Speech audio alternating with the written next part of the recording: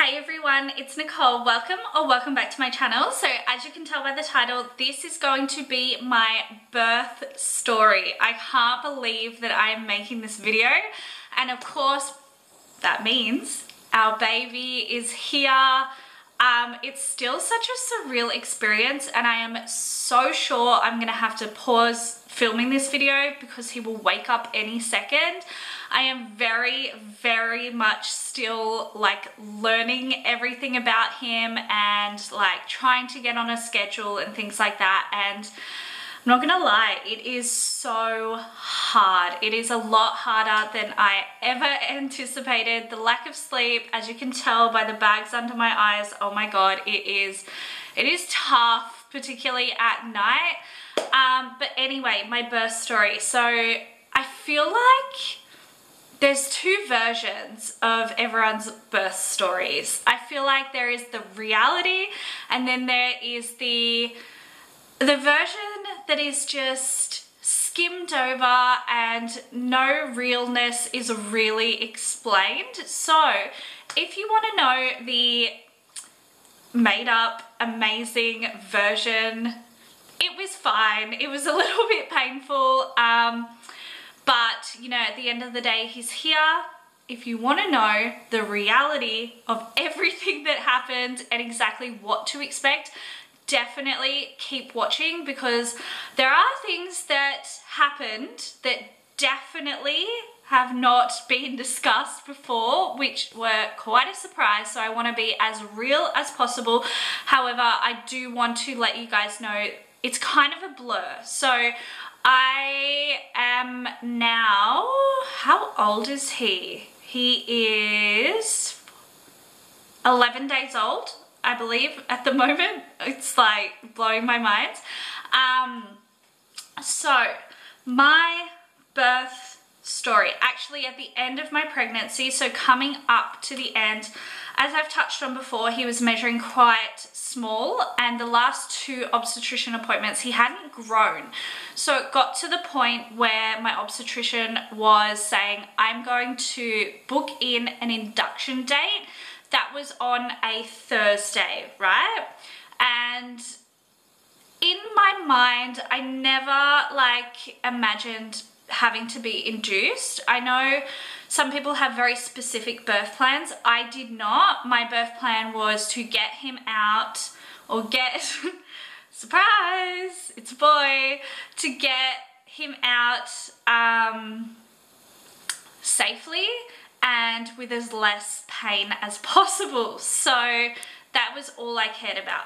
So the induction was booked in for a Thursday, and I was having 2 appointments a week, one with my obstetrician and one at the hospital for CTG scans, just to make sure that, you know, his heartbeat was stable and all of that, because he was small.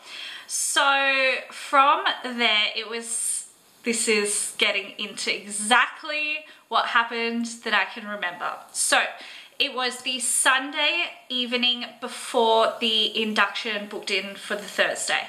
And I was laying in bed with my husband, and it was around 10:30 at night, and he started watching a movie, and I literally just felt like a bit of dampness. And I was like, oh, okay, because when you're pregnant, you do have discharge come out every now and again. Like, it's not really a surprise. And then after that, it just felt like I started to pee myself uncontrollably. So I was laying in bed and I was like, oh my god, like I panicked, actually panicked. Thought he was waking up, because I was like, David, I'm either peeing myself or my water just broke. And can I tell you, it was just flowing out. It felt like liters, it probably wasn't, but yeah, it felt like liters and liters of just liquid coming out of me, and I was freaking out. At that point, I felt like the adrenaline kick into my body, and I was literally like, I just felt myself shaking, because I was so like, what do I do? Oh my god, this is actually happening. This is so weird. Like, it was such a mixed bag of emotions.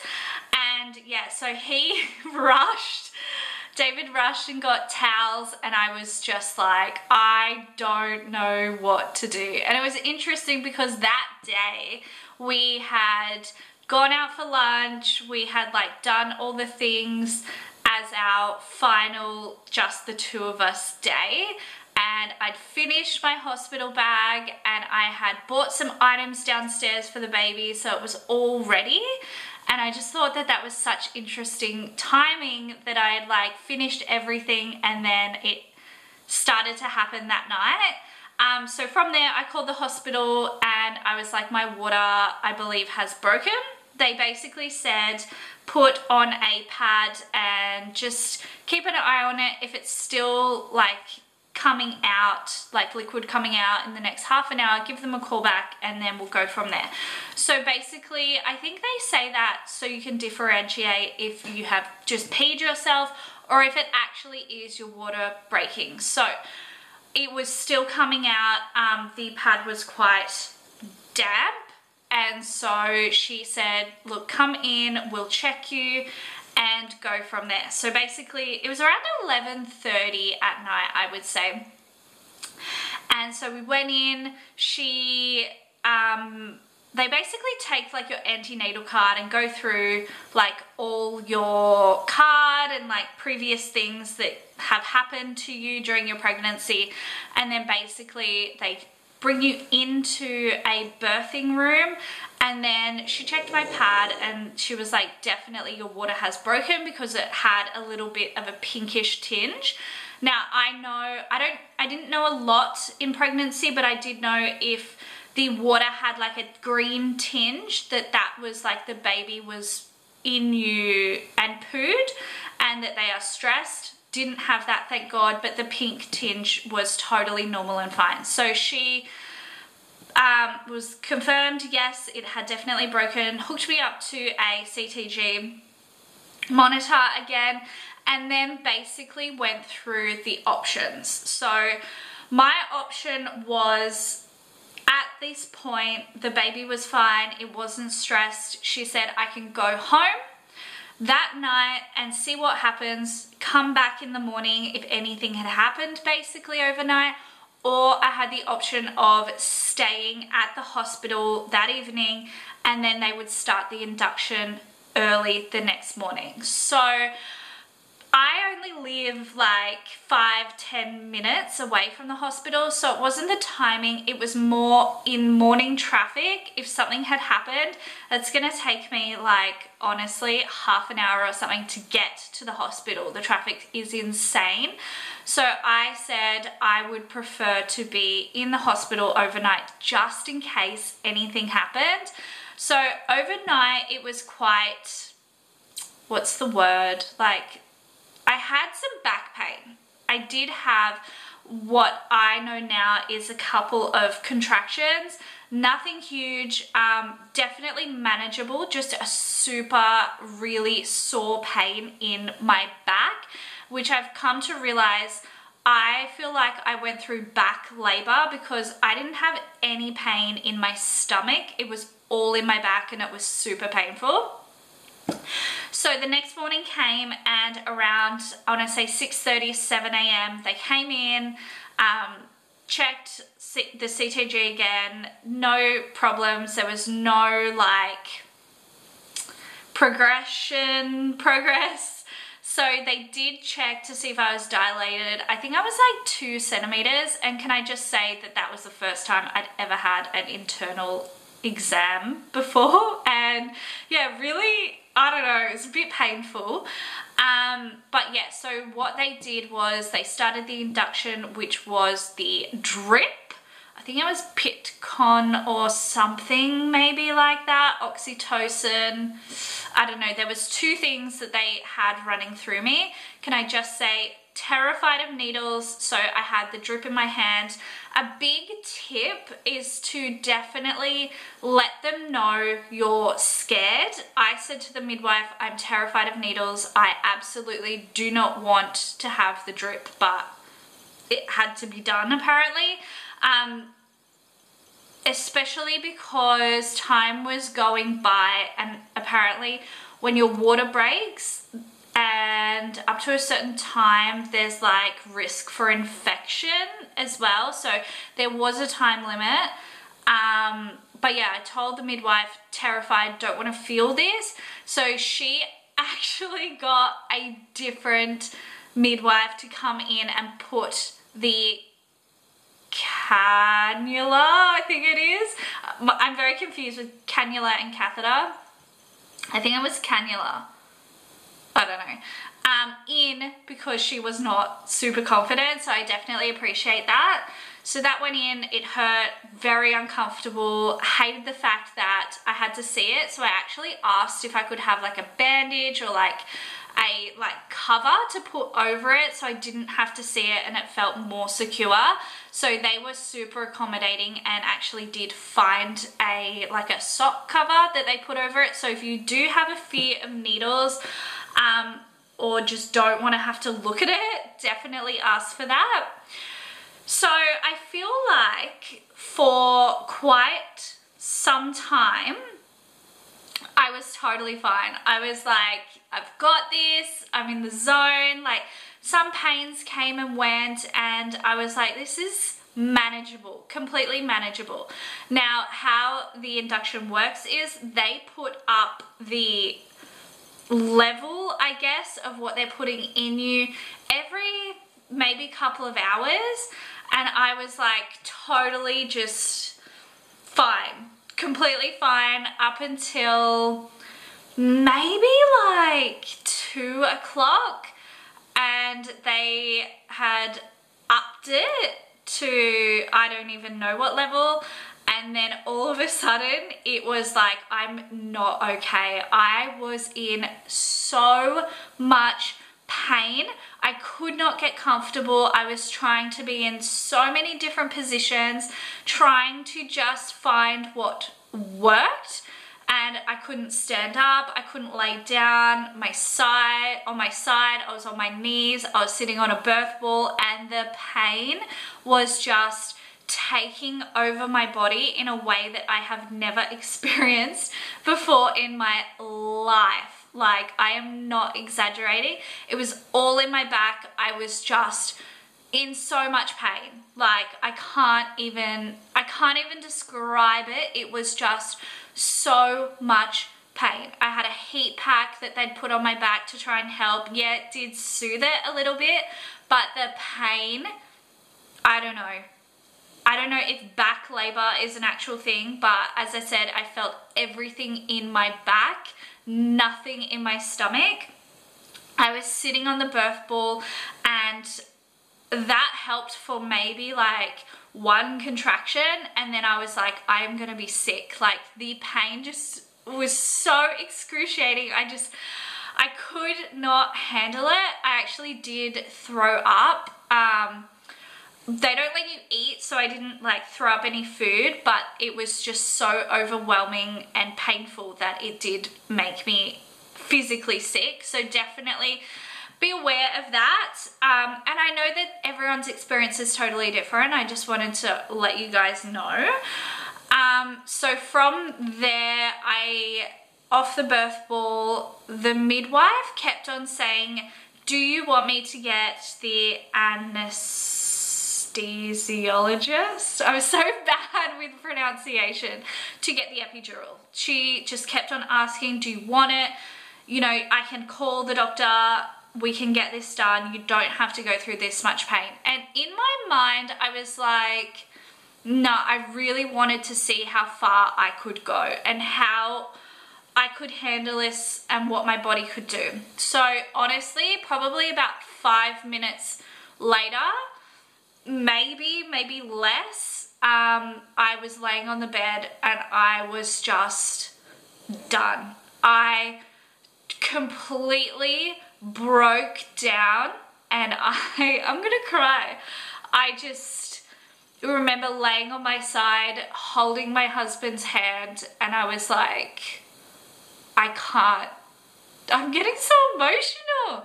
I can't do this. Like, I can't do this. I'm in so much pain, like pain I cannot explain and pain that I've never experienced before.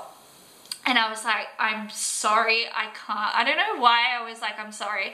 I'm like, I need to get an epidural. And for someone who is terrified of needles, that's a big call. But it broke me. I could not physically continue doing that. I had no other options. I didn't want to try the gas. I don't know. I was just broken.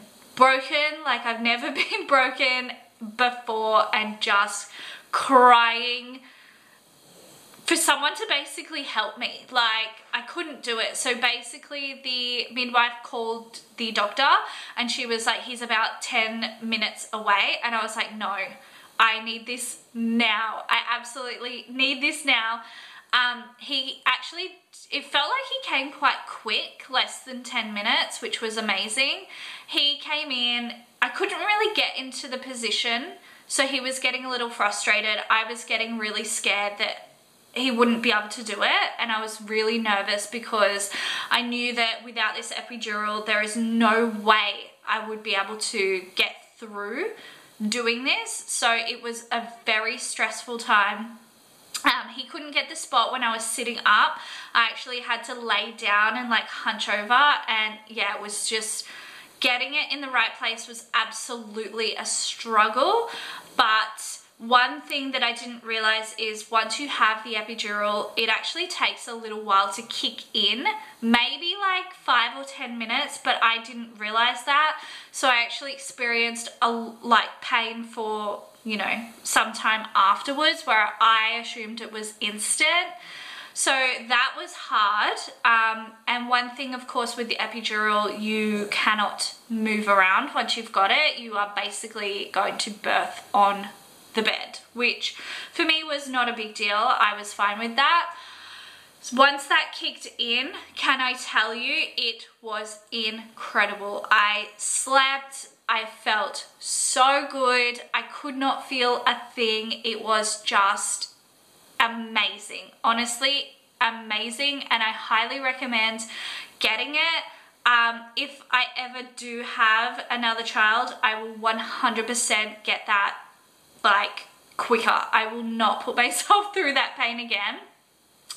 So I basically napped for a couple of hours, and then around 5:30 I got checked again, and the nurse was like, you are 10 centimeters, 12 centimeters, you are ready to push. And it just felt surreal, like, oh my god, am I about to do this? So she did a couple of practice pushes, and to get like